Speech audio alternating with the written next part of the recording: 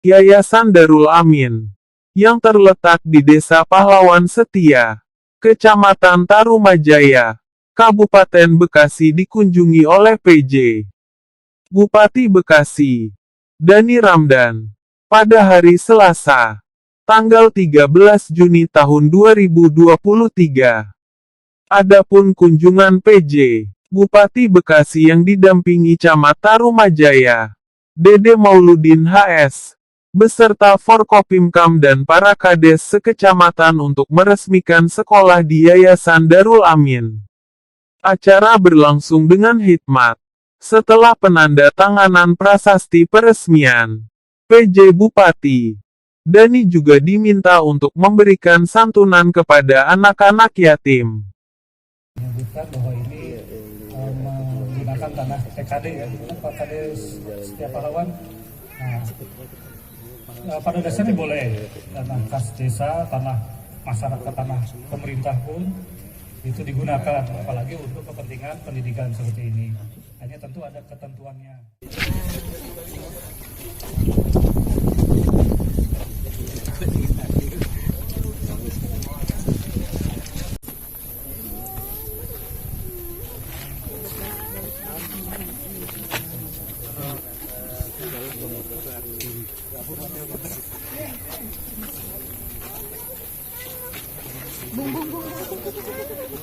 Depan. Ya. Ya. Kita yang Pak Camat sebelah yang ini sudah terus siap sih nyiramnya. Nanti lanjut. Pak Camat. Nengok sedikit di sini Pak Camat. Pak Camat. Nengok sedikit. Siap. Dampingin Pak Lurah, dampingin.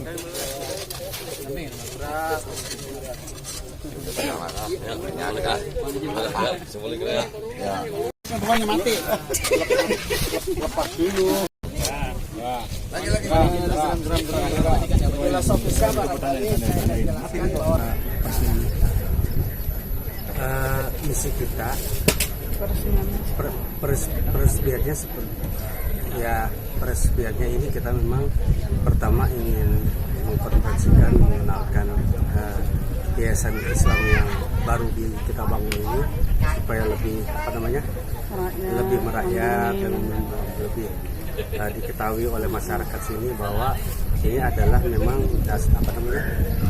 sumber pendidikan yang berbasiskan Islam. Di dalamnya tahun ini kita akan buka pertama untuk tingkat SDIT, SMPT dan sekolah tahfiz.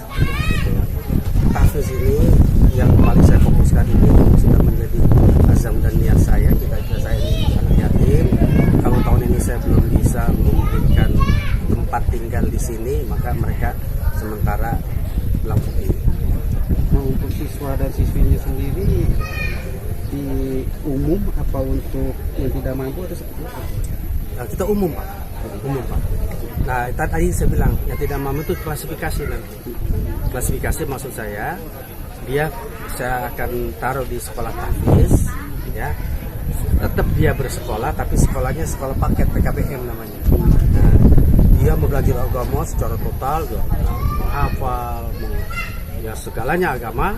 Dia tidak belajar seperti SDIT, SMPT formal, tapi dia nanti tetap 3 tahun dapat ijazah. Kalau yang paket ayat ada yang mengejar paket nih. Nah, untuk mengejar paket itu usianya terbatas atau dari usia berapa? Nggak terbatas Pak, nggak terbatas. Untuk SD atau usia SD paket A namanya. Berarti untuk B paket SMP paket B, paket C untuk SMA itu nggak terbatas seperti Bapak nggak punya ijazah tadi seperti saya ceritakan dalam sambutan saya. Karena Bapak pengen kerja dibutuhkan ijazah, maka boleh Bapak daftar di paket C gitu. Daftar di paket C baru jadi SMP. Tahun ini udah bisa dimulai Pak? Tahun ini Pak, tahun 2023 ya? Angkatan pertama atau gimana? Tingkatan SDIT dan SMPT Pak, sama tahfiz.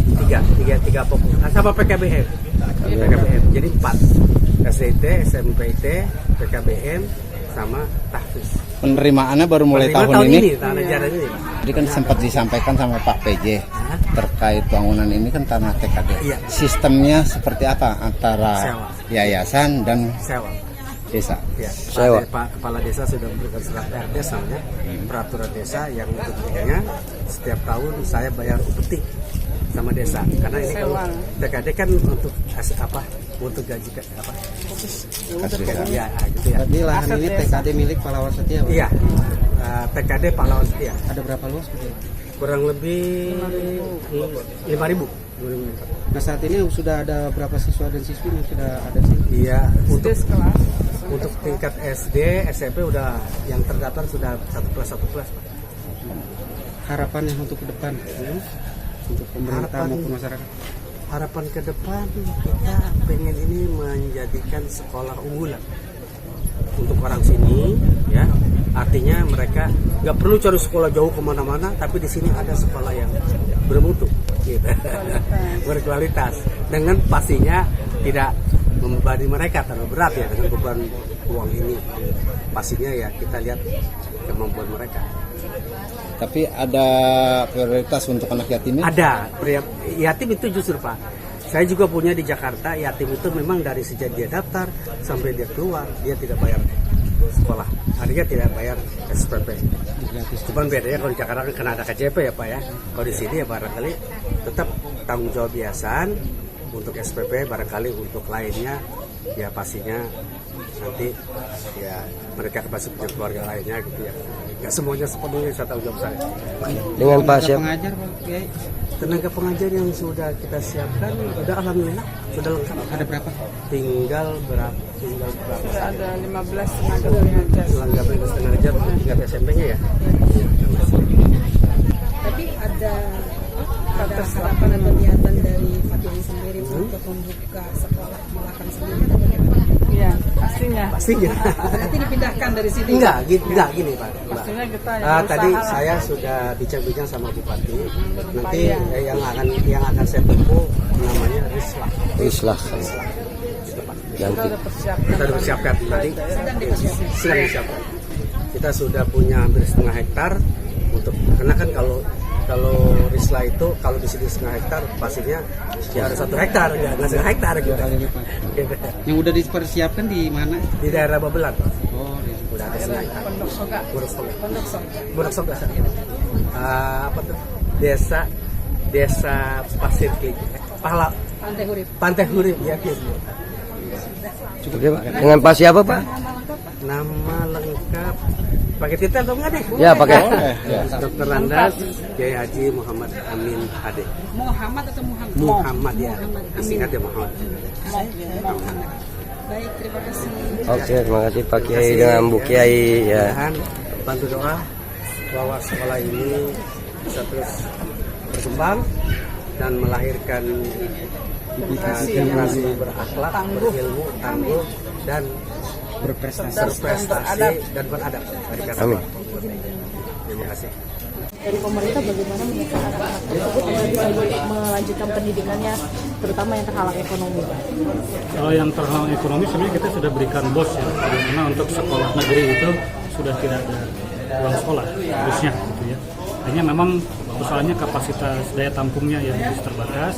Maka kita juga sekarang bantu BOS untuk swasta meskipun tidak sebesar sepenuh seperti yang diberikan ke negeri. Dan swasta ini kan karena masih harus ada beban mungkin bangunan, mungkin sarana, jadi mungkin gratis gitu. Ya masih ada itu yang dipercepat, makanya kita bikin kuota penduduk miskin di tiap sekolah negeri itu supaya negeri yang memang disubsidi oleh pemerintah dinikmati oleh yang secara ekonomi terbatas, tidak mampu tetapi nilainya bagus.